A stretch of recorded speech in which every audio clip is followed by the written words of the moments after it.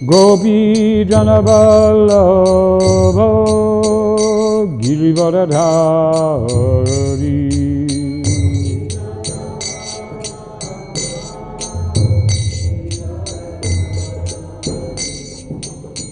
Yashoda Nandana Vraja Janaranjana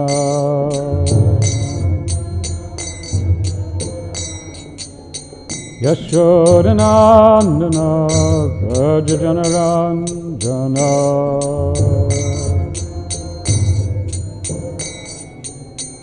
Yamuna Tiravana Chari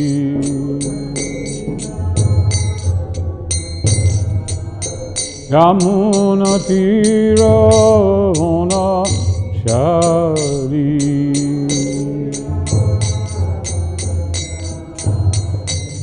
Jaya Radha Madhava Kunja Vihari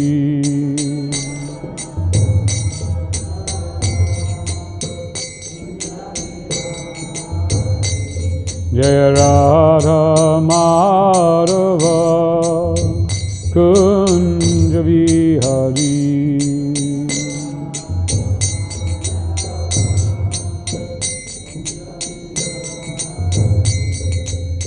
Gopi Janavallabha Girivaradhari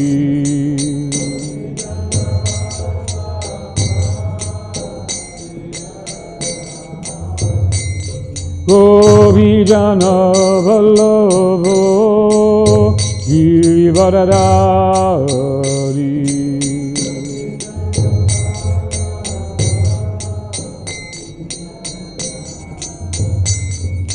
Yashoda Nandana Vraja Janaranjana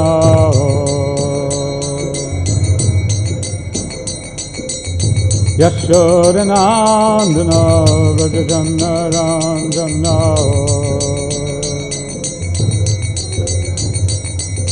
Yashoda Nandana Vraja Janaranjana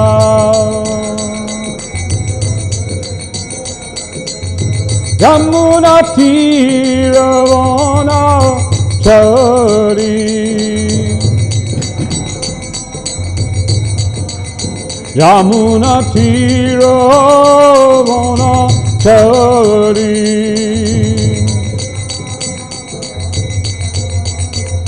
Jaya Radha Madhava Kunja Vihari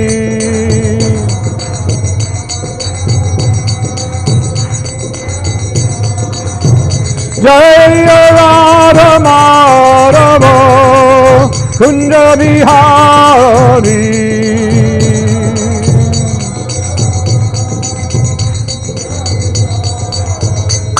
Hare Krishna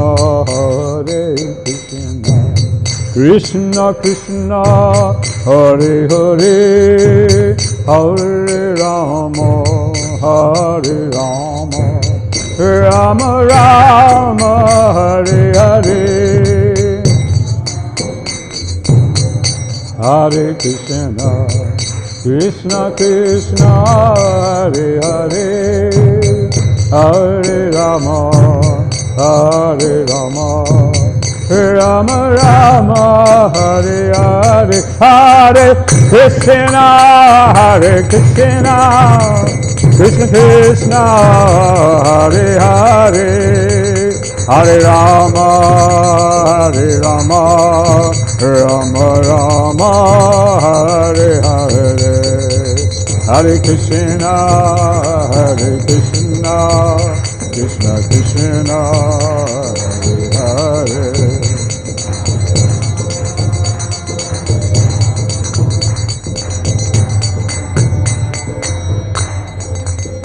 Jaya Radha Madhava Kunja Vihari Jaya Radha Madhava Kunja Vihari Jai Om Vishnupada Paramahansa Parivrajikacharya Stedera Sata Shri Srimad Chidandi Goswami Srila A.C. Bhakti Vedanta Swami Srila Prabhupada Ki Jai. Jai Om Vishnupada Paramahansa Parivrajikacharya Stedera Sata Shri Srimad Srila Bhakti Siddhanta Saraswati Thakur Srila Prabhupada Ki Jai. Ananta Koti Vaishnava Vrinda Ki Jai. ISKCON founder Acharya Srila Prabhupada Ki Jai. Namacharya Srila Haridas Thakur Ki Jai. Prem se kaho Shri Krishna Chaitanya Prabhu Nityananda Shri Advaita Gadadhar Shivasari Gaur Bhakta Vrinda Ki Jai. Shri Shri Radha Krishna Gop Gopinath Shyama Kunda Radha Kunda Giri Govardhan Ki Jai. Shri Vrindavan Dham Ki Jai. Shri Mayapur Dham Ki Jai. Ganga Mai Ki Jai. Jamuna Mai Ki Jai. Tulsi Maharani Ki Jai. Bhakti Dev Ki Jai. Srila Prabhupada Ki Jai. Samaveta Bhakta Vrindi Ki Jai. Grantaraj Srimad Bhagavatam Ki Jai. All glories to the assembled devotees. All glories to the assembled devotees. All glories to the assembled devotees. All glories to Sri Guru and Sri Gauranga. All glories to Srila Prabhupada. Hare Krishna. Hare Krishna.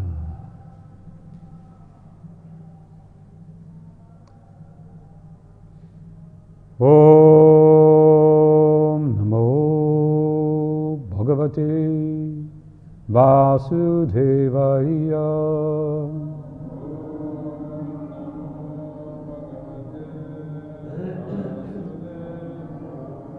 Om Namo Bhagavate Vasudevaya.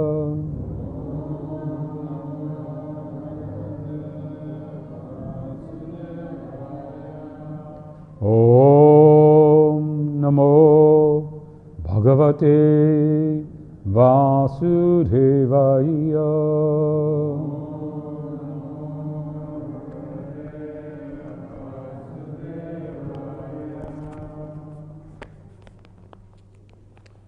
Hare Krishna. So we're reading today, continuing Srimad Bhagavatam, the first canto, chapter 6, and continuing Narada's story with verses 12 and 13. And I believe, are both on there? Let me see. 13 is there. Okay. So I'll read the Sanskrit and the verse for 12, and then we will chant together verse 13.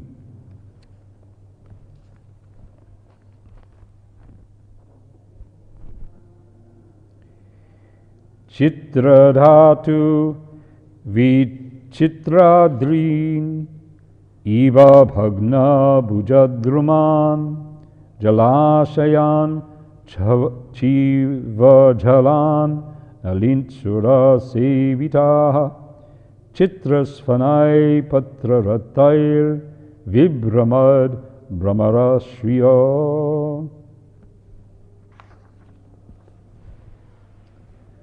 I passed through hills and mountains full of reservoirs of various minerals like gold, silver, and copper, and through tracts of land with reservoirs of water filled with beautiful lotus flowers, fit for the denizens of heaven, decorated with bewildered bees and singing birds. Now text 13. Nala Venu Sarastamba Kusha Kichaka Ghabharam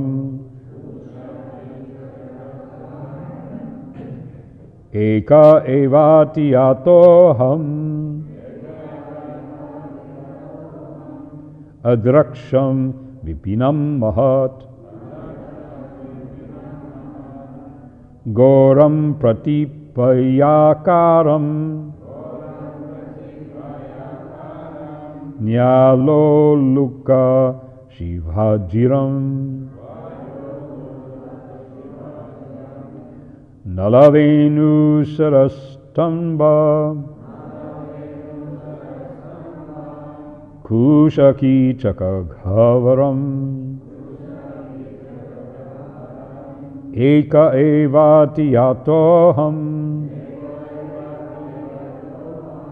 adraksham vipinam mahat ghoram pratibhayakiram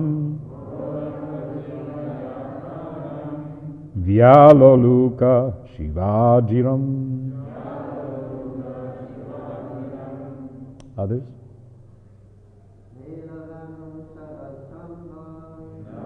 Venu Sarastamba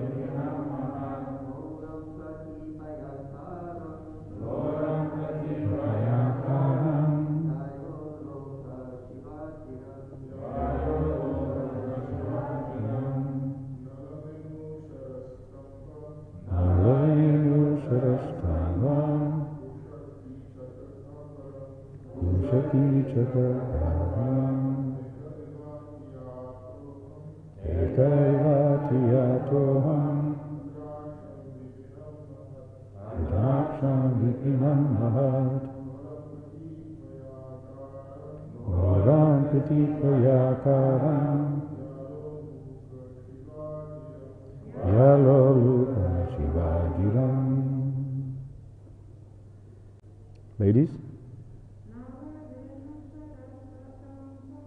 Nalavenu Sarastamba Ushaki Chakagavaram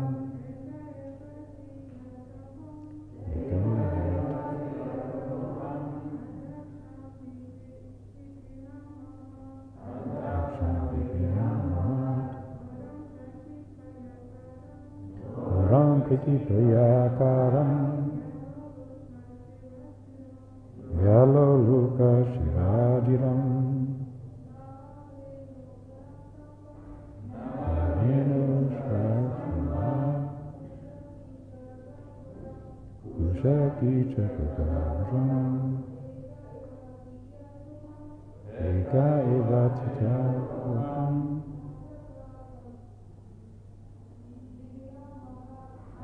Adraksham Vipinam Mahat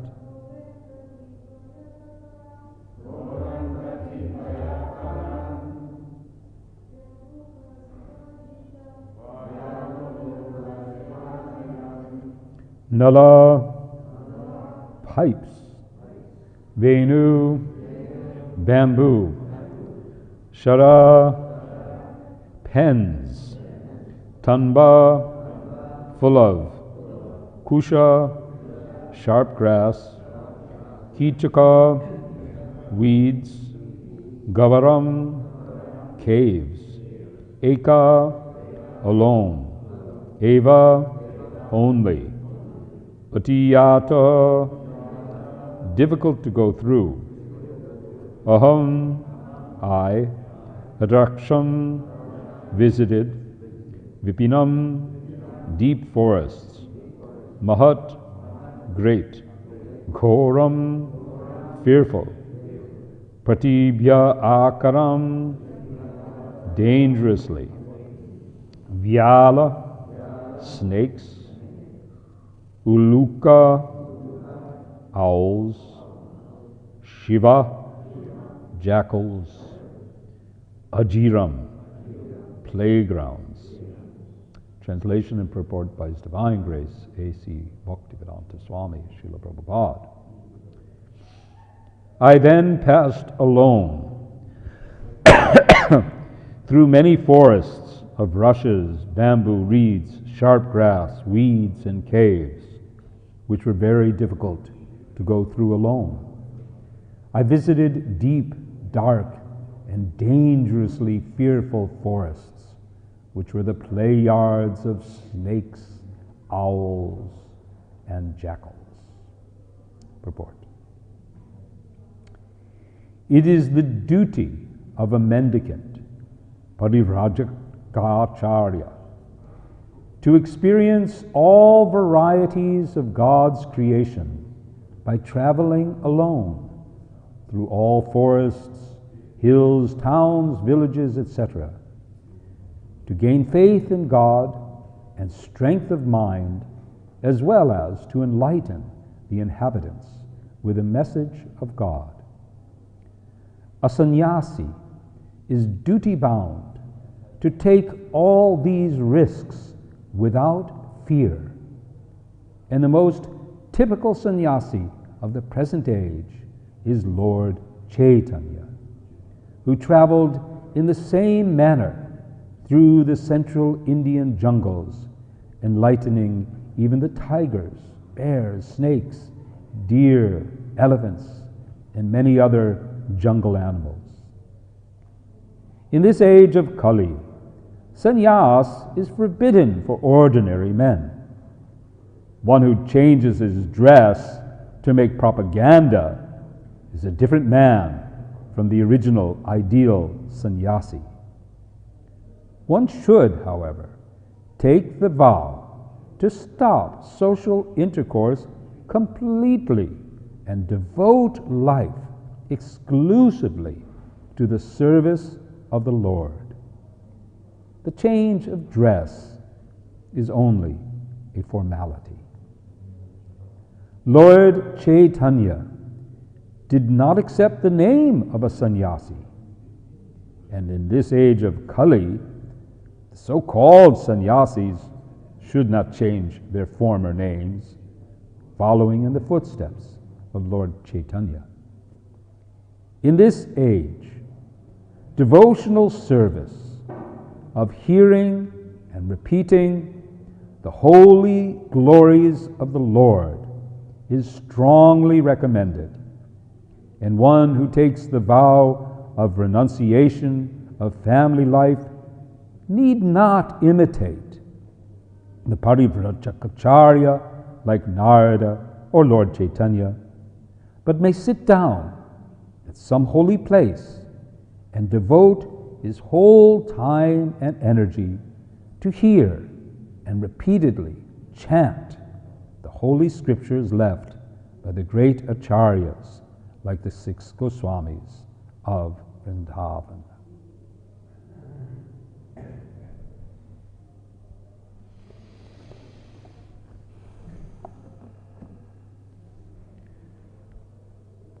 Om Ajnanatimrandasya Gyananjana Shalakaya Chakshura Militam Jena Tasmai Shri Guruve Namaha Mukam Karoti Vachalam Pangavulam Gayate Grim Jad Kripa Tamaham Vande Shri Gurun Dinatarinam Paramananda Madhavam Shri Chaitanya Ishwaram.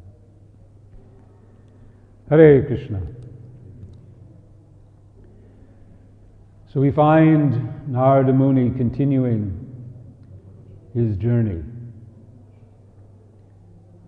He's described his wandering in the civilized areas, towns and villages, and now he describes his entry into the forests.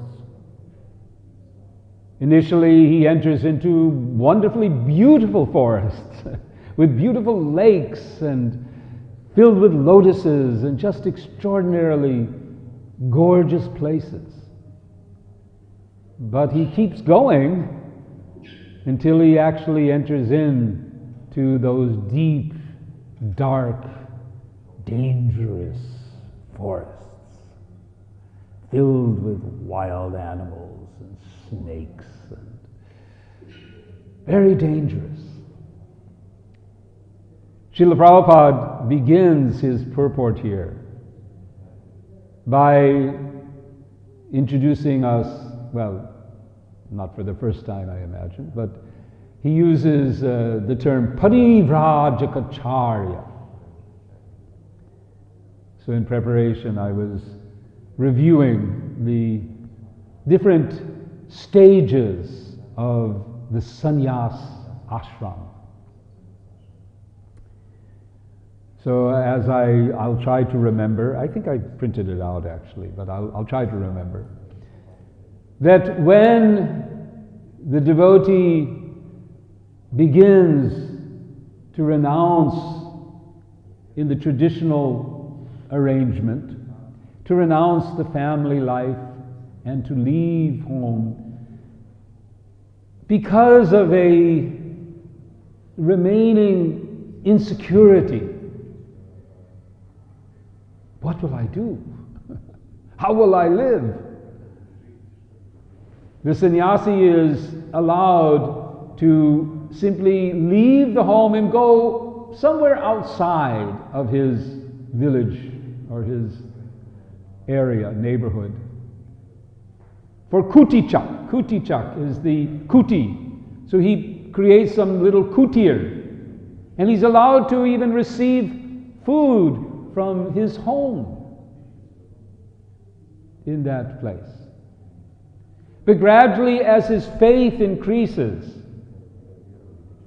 his faith in the provision of the Lord, he thinks,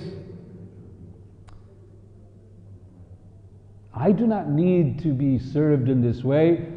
He enters into the Bahudak stage, where he goes from house to house and he collects something for his eating. But when finally his faith and his strength increases to the point where he becomes fearless, he begins to wander. Parivra is to wander. And the Parivrakacharya is one who not only wanders, but as wandering also teaches.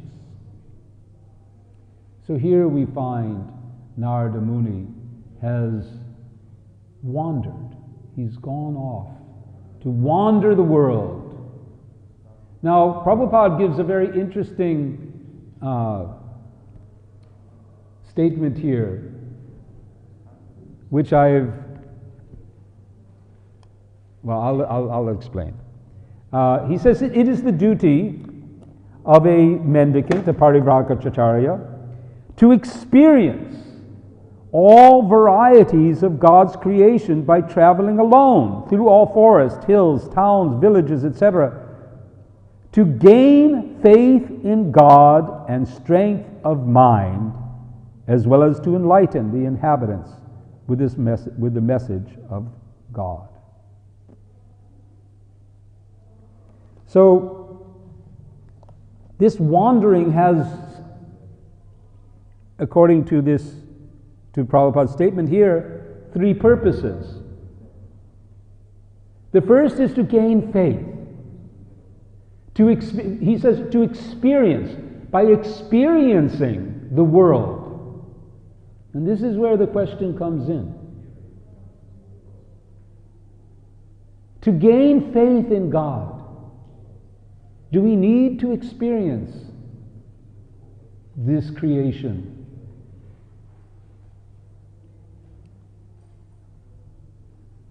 The second purpose is to gain strength in mind,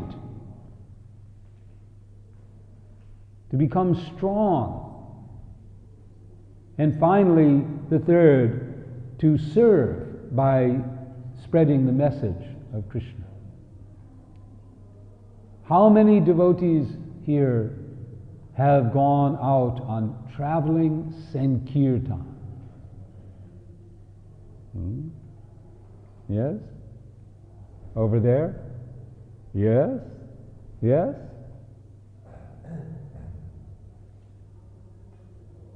I only went out once on traveling Sankirtan, because in New York, my responsibilities were in management, and so I generally had to stay back in our ashram.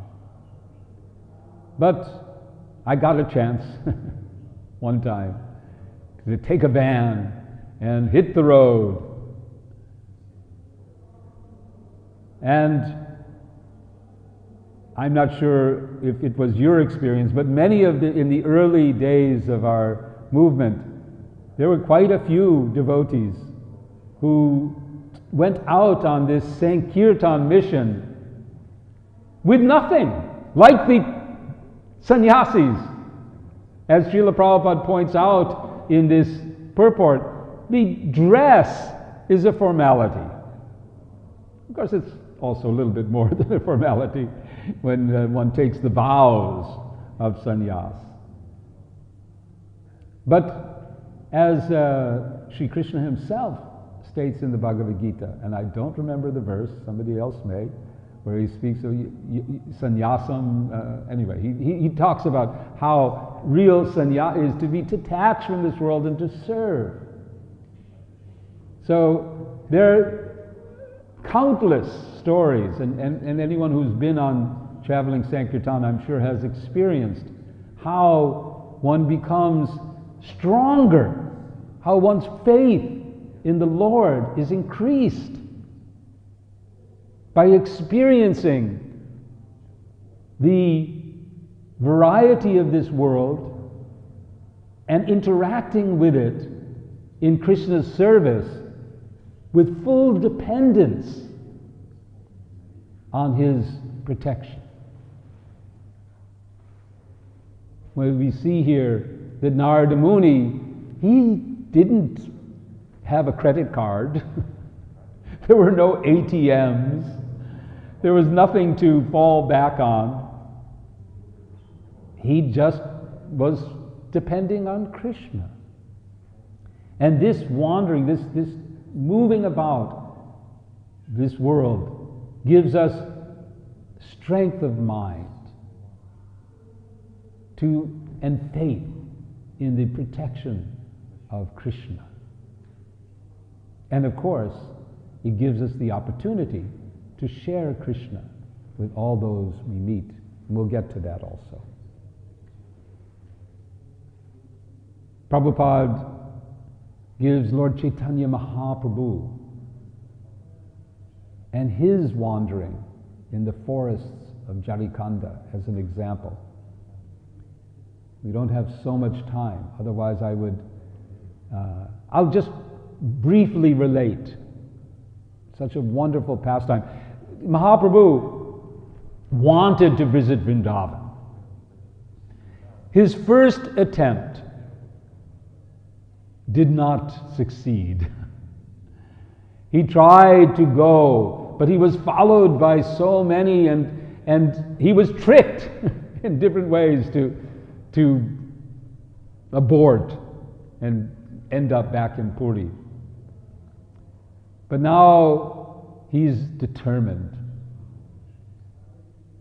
I assume that, I don't remember, but I assume that this is the general devotees have returned to Navadvip after the Rath Yatra festival. That's what I recall. And Mahaprabhu is determined. And he tells Swarup Damodar and Ramananda Roy, I'm going. And I'm not telling you when, I'm not telling you how, I'm just going to leave. I'm going to go. You must permit me, because I cannot go with happiness unless you give me permission. A very interesting relationship Mahaprabhu is having with his devotees. He is determined to go, but he also feels himself dependent on his devotees. If they're happy, and then they say, Ramananda says, You've declared that you will go with our happiness. If you want to make us happy, then don't go alone. Don't go alone. Let us give you someone to go with you.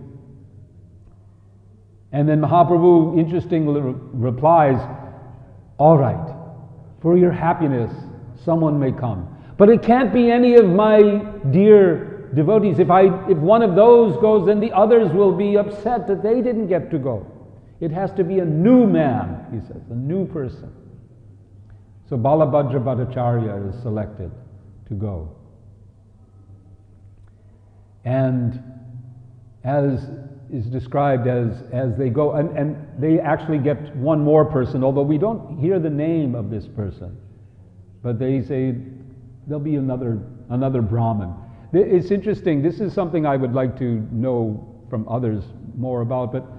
But Mahaprabhu, he simultaneously he was without any consideration of caste or in accepting the services of his devotees, except when it came to eating.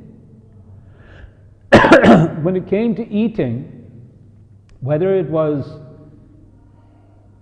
for what reason, but he would only eat the food cooked by the Brahmins, by those who were, and the devotees like even Ramananda Roy and others who would invite them to their house would bring prasad from Jagannath Mandir to feed Mahaprabhu. And only those, Brahmin caste personalities would be able to cook. So their argument was, Ramananda Roy, is that as you're traveling, where will you find Brahmins to cook for you? So let us send a Brahmin to cook and carry your water pot. And then they got somebody else to assist them. But we don't hear about that person. We hear about Balabhadra Bhattacharya. So they leave. They in the dead of night, so that no one knows. They leave and proceed, keeping. It said that they kept the town of Katak to their right side, and then they enter the forest. I was reading the story by, I think it may have been Jai Vijay, Padayatra stories, because they tried to follow this route of Chaitanya Mahaprabhu. They've made a tour of India following Mahaprabhu's route. And they went through the now we call Jharkhand, the Jharkhand forest. And they were looking for the place. Where did Mahaprabhu experience his ecstasy of engaging the animals? And I'll get to that. As Mahaprabhu proceeded, one by one, it describes in the Chaitanya Charitamrita that here some tiger appears, and Mahaprabhu calls, chant! And he begins chanting, Hare Krishna. And they proceed, and there's some elephants. And Mahaprabhu takes water and sprinkles it on the elephants, and the elephants begin to dance. And gradually they begin to follow him. The tigers and the elephants and the deer. And Mahaprabhu is thinking about the forests of Vrindavan. And they reach one place, and this place is apparently been discovered. And a great Sankirtan takes place. And not in Chaitanya Charitamrita, but in other biographies, it's described that in this particular place, Mother Bhumi becomes so ecstatic that she becomes soft and the stones melt. And apparently, I can't remember the name, it's you can look there, Kutina something gram. Some sadhu went there for meditation in Jharkhand, and in a dream it was revealed that this is the place. he went, and the villagers went, and they discovered in the riverbed some rocks with clear imprints of animals, tigers and bear, whatever. They held a great festival. Jai Vijay describes that when he visited there, it could not have been man-made. These are distinct impressions in different places. And then Mahaprabhu proceeded. So Mahaprabhu demonstrated this mood of complete surrender. But then Srila Prabhupada in this purport moves on, because he wants to assure us that we don't all have to go off into the jungles in order to achieve surrender to Krishna. We can gain the faith, we can gain the strength of mind simply by accepting the mission of Lord Chaitanya Mahaprabhu and even staying in one place. So there are a couple of places Srila Prabhupada refers. There's a famous verse in which this concept, this idea to stay in one place, is related in the Srimad Bhagavatam. And I'll see if I can get it here.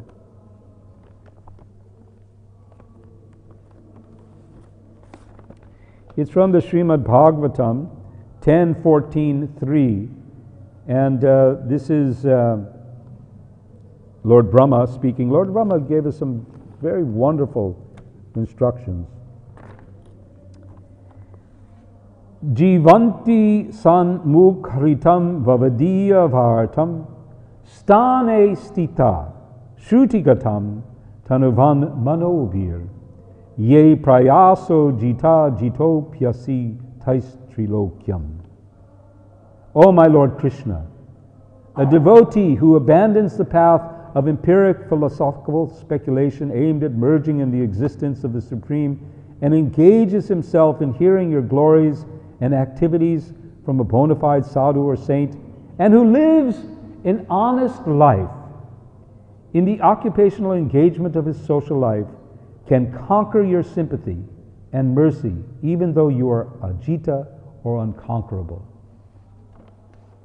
Stane stita, remaining in our place, the place that we've been given, simply by hearing about Krishna, chanting about Krishna. Here Prabhupada says here, one need not imitate the Parivrajacacharya like Narada or Lord Chaitanya, but may sit down at some holy place. So now then the question comes, sit down at some holy place. Where is that holy place? Srila Prabhupada in other parts says that you can make any place a holy place by your devotional life, and devote his whole time and energy to hear and repeatedly chant the holy scriptures left by the great acharyas like the 6 Goswamis of Vrindavan. Another place so famous about this is this principle is where Lord Chaitanya Mahaprabhu meets the Kurma Brahman. And this famous verse is there in CC Madhya 7.128. Yare deka tare kaha Krishna upadesh amara agyai guruha tara edesh. Instruct everyone to follow the orders of Lord Sri Krishna as they are given in the Bhagavad Gita and Srimad Bhagavatam. In this way, become a spiritual master and try to liberate everyone in this land. And then Mahaprabhu follows in the next verse. Kabu na bhadive tomara vishaya taranga punarapi etani pabe mora sangha. Sri Chaitanya Mahaprabhu further advised the Brahman Kurma, if you follow this instruction, your materialistic life at home will not obstruct your spiritual advancement. Indeed, if you follow these regulatory principles, we will again meet here, or rather, you will never lose my company.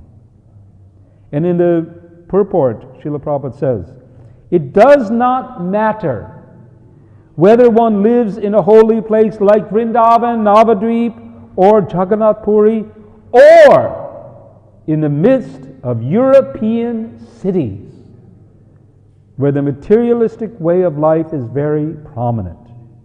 If a devotee follows the instructions of Sri Chaitanya Mahaprabhu, he lives in the company of the Lord.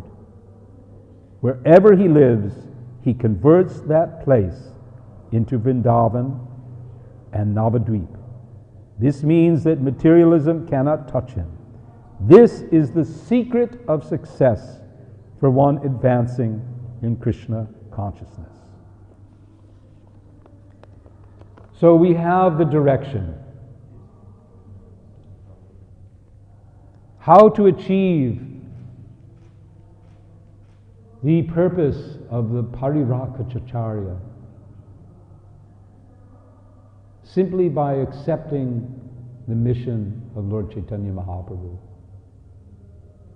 to spread Krishna consciousness, to spread the holy names, Hare Krishna, Krishna Krishna, Hare Hare, Hare Rama, Rama Rama, Hare Hare. If we take this mission, wherever we are, and we accept the mood, though we may not engage in the same form of activity as the traveling mendicant sannyasi, we must accept the mood of being 100% surrendered to the will of the Supreme Lord, and fearless to do whatever is needed as called on to spread this mission of Krishna consciousness. So, these are some points that that Prabhupada has brought out here in this purport. I'm going to try to remember one last thing, which I hope I can remember. Maybe I tried last class I gave here to remember this.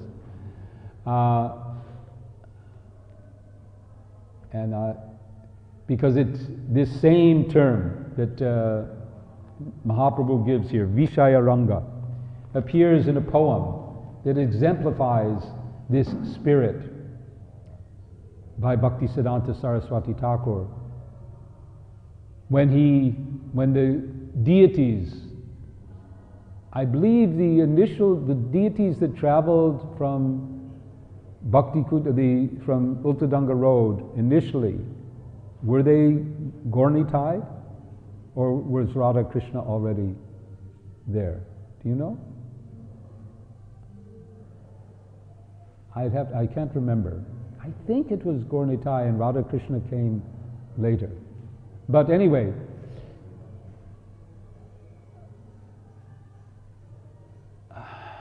and I'm not going to fully remember it. Pujala Hari Pada Vishaya Range Gaurava Bange. Do you know this? Anyway, I just thought of it just now, otherwise I would have looked it up. But basically it says that Bhaktisiddhanta is about to establish the first really opulent temple of the Gaudiyas. Up until this time, There's no, of course, the temples of Vrindavan are quite opulent. That's true. But after the temples created in Vrindavan, which were all built by kings, the temples in Vrindavan, one can argue, were created by the desire of the Goswamis to engage the kings and wealthy persons in the service of Krishna. And the worship, as far as I understand, the worship of the deities established in the temples of the Goswamis were entrusted to the householders. And the Goswamis themselves remained in their simple life. But here we have Bhaktisiddhanta Saraswati Thakur has built not only a gorgeous temple, he's built it not in Puri or Vrindavan or Navadvip, he's built it in Calcutta, the seat of the British Empire in India, arguably the most materialistic place in Bharat of the time. And he's building and not only building a temple, he's building an ashram, and all the sannyasis are going to go and live there. And so he sings this poem that in the service of Krishna, the Hari Bhaktas appear to be embracing Vishaya Range, but that Vishaya Range is being used for the pujala, for the service of the Lord, maintaining Gaurava Bhange, in the mood of worship of Gaurava, with veneration. So this was the gift of Srila Prabhupada, to take the material world, use it for Krishna's service, and achieve the same results as the Parivrakacharya wandering in the forests. Let's try to follow in those footsteps. Srila Prabhupada also wandered. He wandered out from India in the same mood, and he entered an even more fearsome jungle. More fearsome than Jharikanda, New York City. Those of us who've lived there can attest. Hare Krishna. Thank you. We have a few more minutes for some reflections and questions. Yes, Prabhu.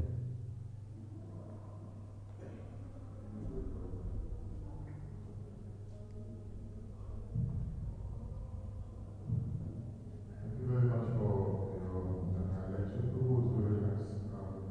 I have two questions, if that's okay. I'll start with one and then we'll see that. The first one is in connection to this point Prabhupada makes in the purport that sannyasis in this age should not change their form and names following the footsteps of Lord Chaitanya. I was wondering maybe if you could elaborate on what that means specifically, because we see that when devotees take sannyas, they do change their names. So what does Prabhupada refer to here? Well, I also was looking at that, trying to understand it.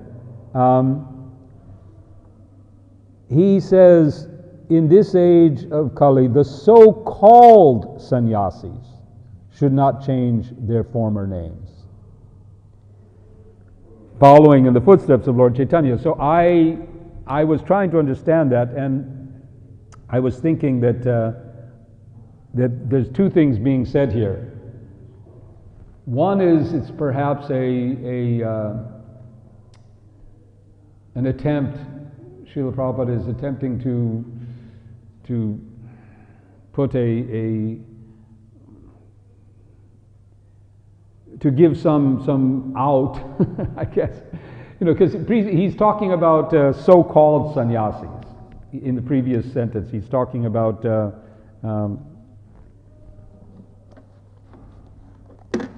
he says here,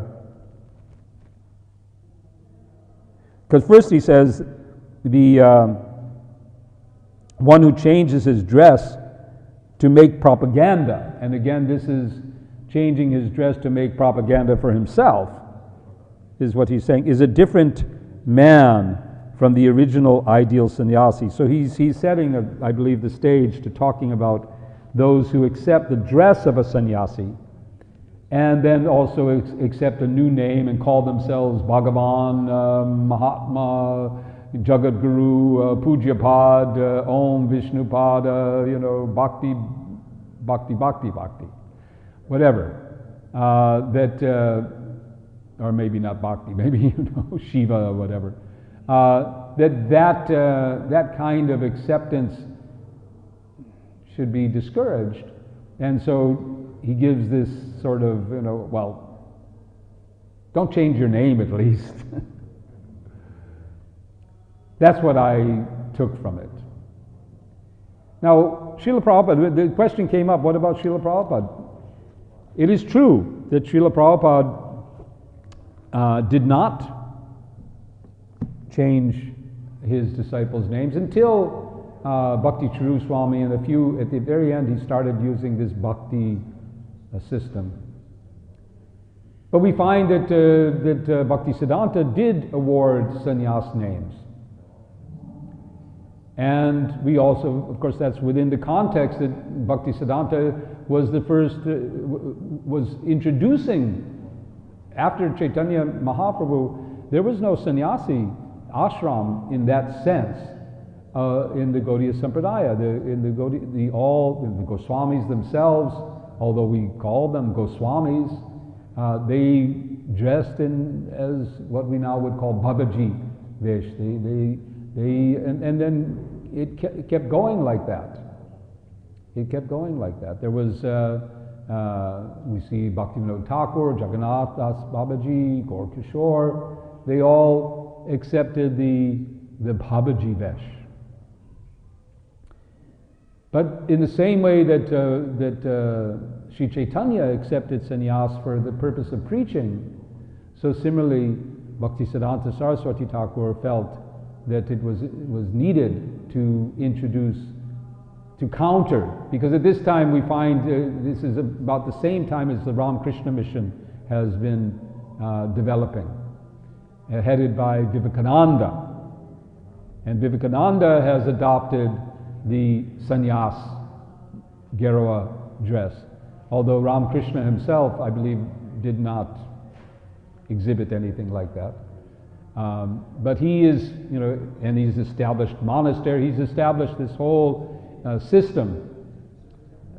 So Bhaktisiddhanta Saraswati accepts sannyas, and then he gives sannyas to his disciples, and he uses the traditional sannyas names, Puri, Tirtha, Swami. Our Srila Prabhupada got the sannyas, his sannyas name is Swami. Swami is one of the, I don't know, is there, how many sannyas names are 108? I don't know how many there are. But there is the Puri, Tirtha, Bharati, Madhav, Madhusudan, these are all traditional sannyas names. Whether they're coming from the Shankar, I don't know. I didn't get time to study that. We know that in the Madhava Sampradaya, then we find that Tirtha is often used. And Swami is one of those, and our Shrupa became Bhaktivedanta. Bhaktivedanta, the title Bhaktivedanta, was given earlier. So Bhaktivedanta was already there, and he became Bhaktivedanta Swami. But many others, Bhakti Sridhar, Bhakti Rakak Sridhar, Bhakti Vaibhav Puri, these names were given to these devotees. And Srila Prabhupada, though, he initially did not do this. He simply gave either Swami or Goswami at the end. So we have Tamal Krishna, Goswami, they were householders. But then Do you remember? I mean, there was Bhakti Charu, there was another Chaitya Guru became something. I can't remember. Maybe he became Bhakti, not our current Bhakti Chaitanya, but there was another earlier sannyasi. So, that's my understanding. Okay, thank you. Yes, Jananivas.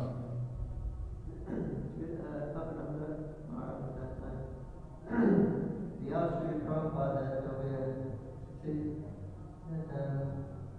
we've got the title Pancaratna, wondering when we're sitting here managing the whole project for year after year. So why have we got these titles, Pancaratna? And Governor Prabhupada said, the fact that you left home and you've gone to another place and you're doing service there, that is not the same as Pancaratna. Yes, yes, yeah. In the traditional system, because the Kutichak and the Bahudak are still in their home area.